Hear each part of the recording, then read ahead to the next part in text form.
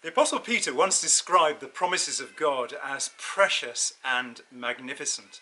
And in the book of Exodus, there are 7 such precious and magnificent promises. You see, 7 times God says, I will. I will bring you out, he says.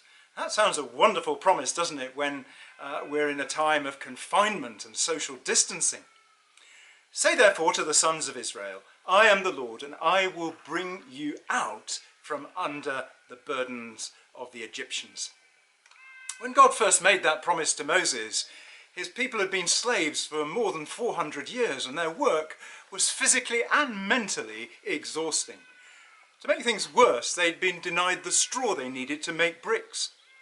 Now, we're probably not loaded down with such back-breaking physical work as they were, but some of us may be carrying burdens that feel just as heavy. You may be worried about family members or children who have been missing out on their schooling or university. Some of us may be feeling a real sense of isolation and loneliness. Others are carrying the burden of working on the front line in very difficult conditions. We may be worried about our employment or our finances or indeed our future. Well, you know, God has promised not only to bring out the Israelites from confinement under the Egyptians, God has promised to bring us rest. Jesus said that he would give rest to all who come to him. Listen to this amazing promise in the letter to the Philippians. The peace of God that exceeds all understanding will keep your hearts and minds safe in Christ Jesus. Peace I leave with you, said Jesus. Not as the world gives do I give unto you. So do not let your hearts be troubled, and do not let them be afraid. Well, the next promise that God makes is, I will deliver you. Now, Egypt, of course, is a really powerful nation, and the Israelites were forced into slavery. They couldn't break free without God's help. The Apostle Paul, however, speaks of slaves in a very different sense. Everyone, he says, is enslaved. We are all enslaved to sin. But then comes the good news. God can rescue us from dead-end alleys and dark dungeons, as the Message translation paraphrases Paul's words. I wonder if we've ever felt that we're in a dead-end alley, or indeed in a dark dungeon with no hope of escape. Well, Paul says, look no further. Jesus has made a way out of the pit. Colossians chapter 1, verses 13 and 14. So that's the second promise that God makes. He'll deliver us from any pit in which we may find ourselves. The next promise is found in the words that I will redeem you, he says. I'll redeem you with an outstretched arm. Now, to redeem something was to pay the necessary ransom price to buy that object back. And in the case of slavery, it was the price of a slave's freedom. And God promises to Moses that he'll redeem the children of Israel with an outstretched arm, he says. In other words, using his own divine might, he will ransom them. And this redemption, he says, will come by means of great judgments, referring, of course, to the 10 plagues and indeed the destruction of the Egyptian army in the Red Sea. But in our case, the judgment was to fall entirely on Jesus, and the cost of our redemption became his shed blood on the cross. The next promise follows on quite quickly from the preceding one. I will take you, he says, for my people.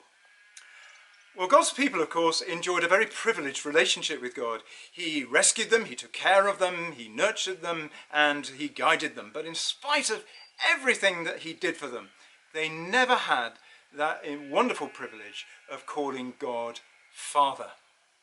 Here again, thanks to Jesus, we have this amazing privilege of knowing God in such an intimate way.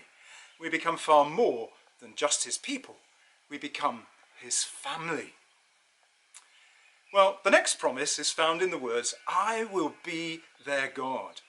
Now, of course, at the time, there were many people, many gods in Egypt. But for the nation of Israel, they could only have one God. Well, today, people still worship a multitude of gods. Gods of greed, of pride, of selfishness. But as Paul says, there's only one God, the Father who created all things and made us to be his own. Unlike idols that enslave people whilst giving them nothing in return, God blesses us. He shares our sorrows and our joys, and he has his plan for us is to prosper us and not to harm us, to give us hope and a future.